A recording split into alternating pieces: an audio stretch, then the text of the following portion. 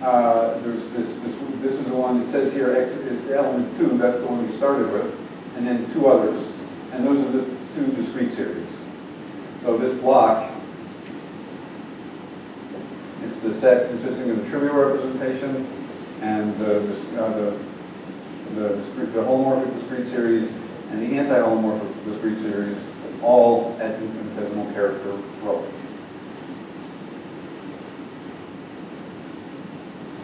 Same connection as in terms of the competitions. Exactly, in this case, yes. Yep. And on the other hand, if we do look at the block of P, that's just a single element. And B prime is just this irreducible, non-spherical principal series. Okay? And again, with respect to what I was saying earlier, these 3 representations are the trivial representations and the 2 discrete series at rho. And I almost never think about which one's holomorphic and which one's anti-holomorphic for the reasons I talked about earlier. It's the 2 discrete series. But let's do a slightly bigger example to see to see how that looks. Can you take your parameter P and change mu to be 2 instead of 1? Sure. Let's say Q is the parameter with the same P, the same lambda, but change nu to 2. Okay, what's the infinitesimal character of this representation? 2. Well, that's interesting. What is it? So, if you take 2, what's lambda? 2. 1. This is the irreducible, non-spherical principal series with infinitesimal character rho. On the other hand, if you take x is 2, same lambda, change nu, we're getting, well, some principal series at infinitesimal character 2. Question is it, there's 2 there. There's the spherical one and the non-spherical one. Which is it? Should we take a vote? Would you exclude it? You did tell us this morning that it only depended on lambda, but we won't remember what else you said. Well, what only depends on lambda? The question of whether it's spherical or Exactly, that's right. So this lambda, I haven't changed lambda, so this is still the non-spherical principal series, but now at 2 rho. Is it irreducible? Monographs, right? She wrote once.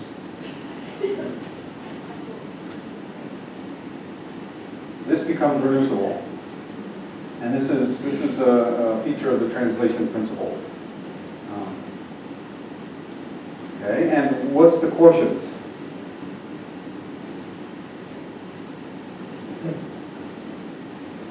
So this guy has the 2-dimensional as its here's some quotient. Nice, huh?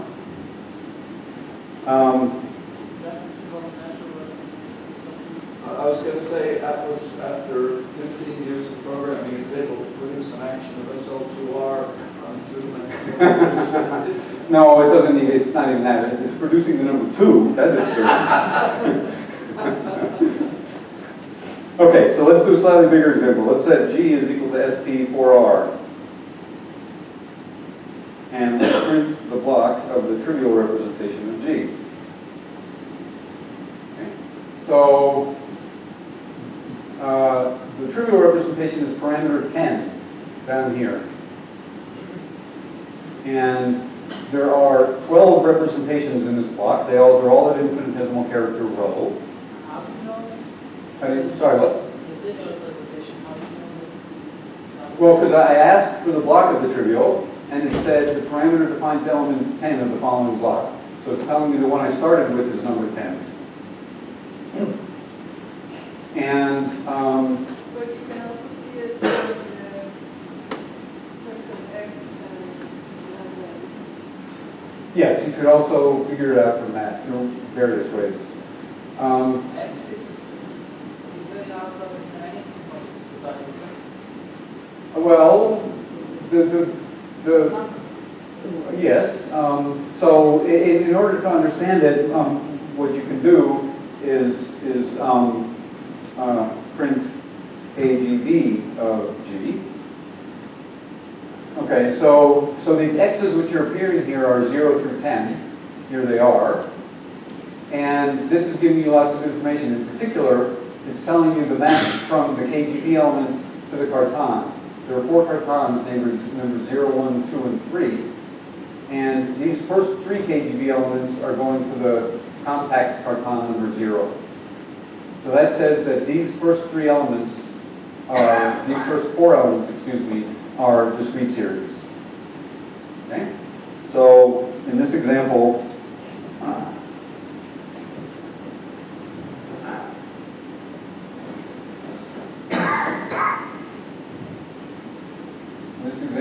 we have the number 0, 1, 2, 3. X is 0, 1, 2, 3. Lambda is rho, and nu is 0. Okay? So each of these rows is a parameter, x lambda nu. Okay?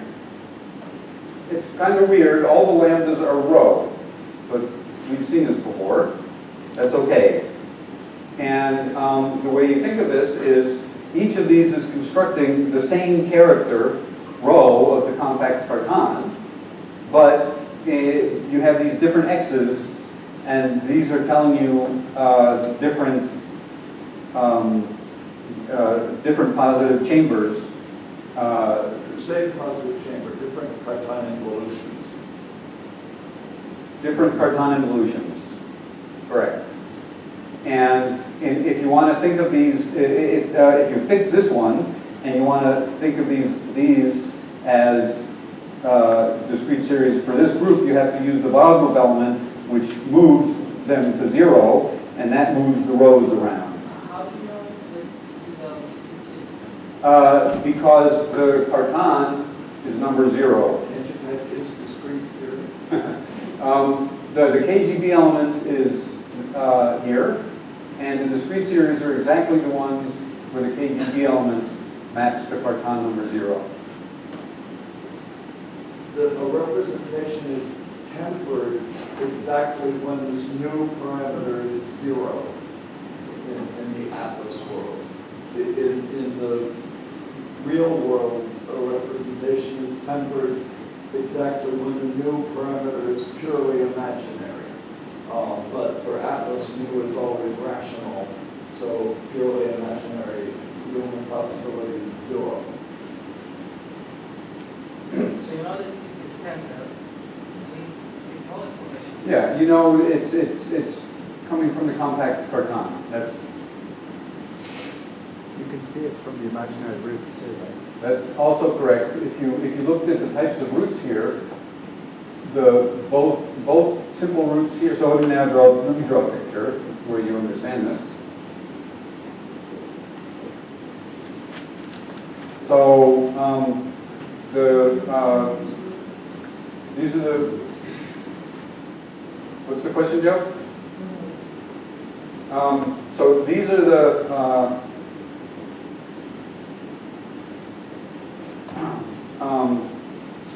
This is the usual way you draw the discrete series of SP4.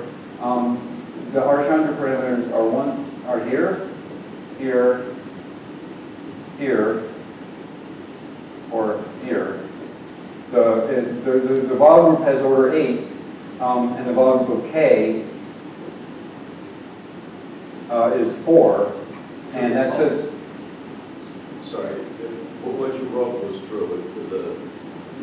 You said the value of K is 4. Excuse me, the quotient is 4. And there are 4 discrete series. And the way to think of them is you take the two simple roots are this root, which I'm calling the compact, which is compact, and this root, which, so in the usual traditional way of thinking of SP4, you think of E1 minus E2 being a compact root, and this root is non-compact. Compact meaning it's a root of K. And each one of these corresponds to a chamber. This guy, the simple roots in this chamber, so I'm going to make a little table here. If you take 2, 1, the simple roots in this chamber are E1 minus E2 and 2E2.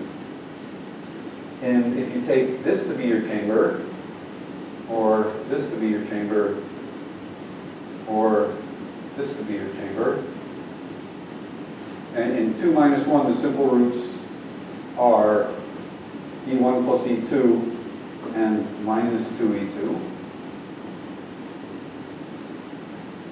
In this chamber, the simple roots are 2E1 and minus E1 minus E2. And finally, in this chamber, the two simple roots are E1 minus E2 and minus 2E1.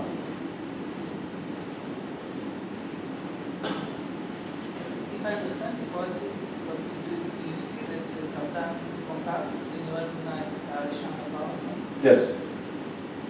Yeah, so the Harshana parameter for a discrete series at infinitesimal character rho is the set of discrete series with infinitesimal character rho is the set of pi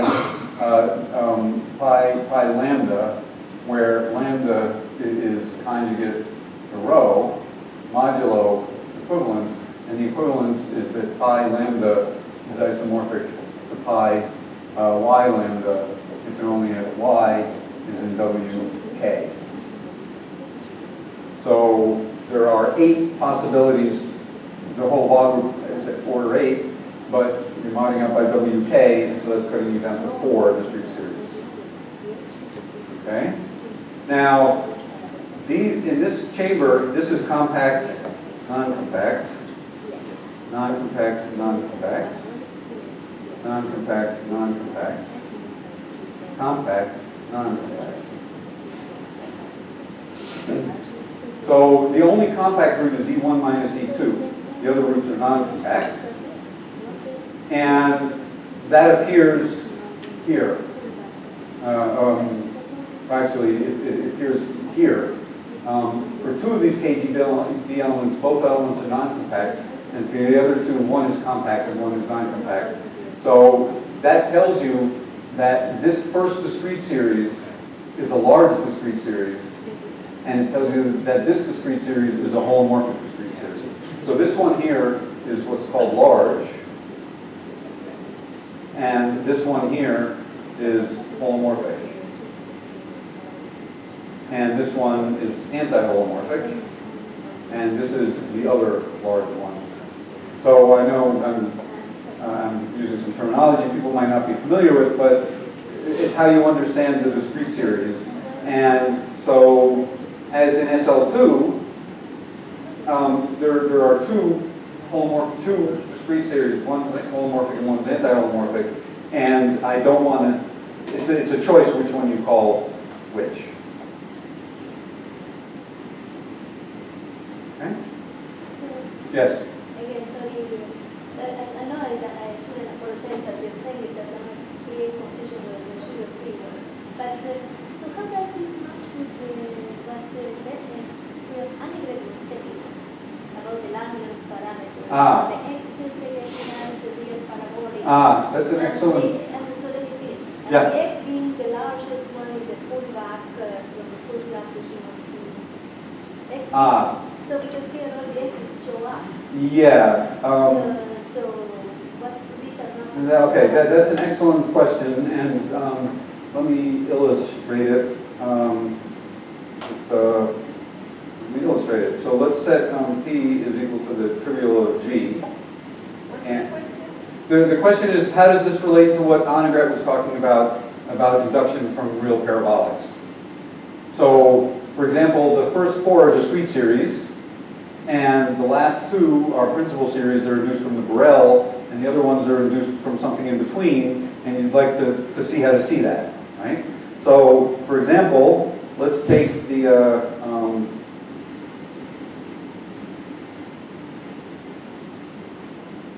all right, so let's set P, PL to be the cuspidal data of P. So this P is number 10, it's the trivial representation. The cuspidal data is the real parabolic and the discrete series on the parabolic that you induce. And what is PL? Sorry, that's the parameter. What is P? Really what matters is what's the levy of P.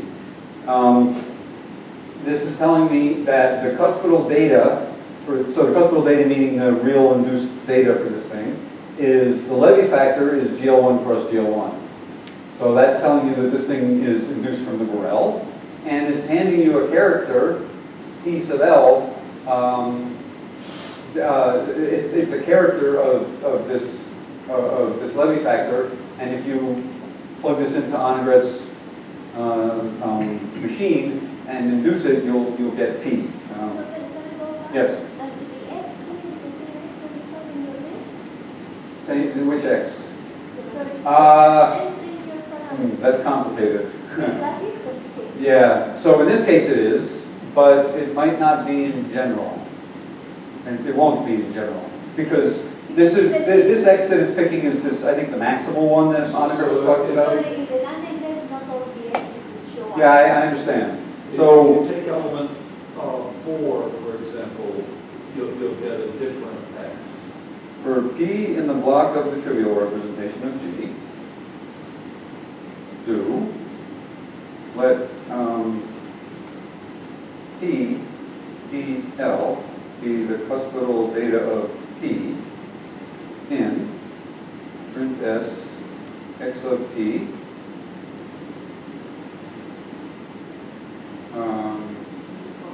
I need do let L be the levy of sorry, in wait. I think Letitia's question just wants to know whether this X of P No, is different from. I know, that's what I wanted to do, but give me 1 second. Let blank y equal P in print as y. Of course not.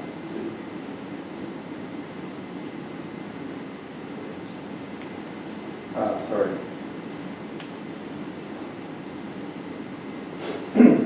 Okay, so I just wrote a loop to run over these parameters and print out the KGB element of the parameter, and then the KGB element that's for this cuspidal data. And so for the first 4, it's the same, but then you see here, 4 got changed to 9. 5 got changed to 7, 6 got changed to 8, 7 stayed, 8 stayed, 9 stayed, 10 stayed. And probably Annegret can explain why. It's the maximum But don't you also have to understand what the complex parabolic type is? Yeah.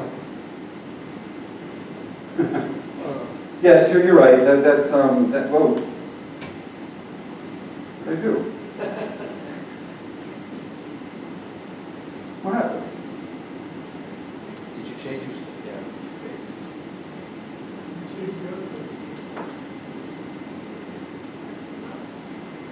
I mean, I'm looking at it on my screen here. Shit. All right. Well, maybe it's time to stop. Huh? Maybe that's a good place to stop. But it does seem like Letitia's question might be food for more discussion, because I think that's a very natural one for people who use it. Yes, I agree. I just don't understand what's happening here. My window manager got confused. What if you unplug the video input and shut the tracking?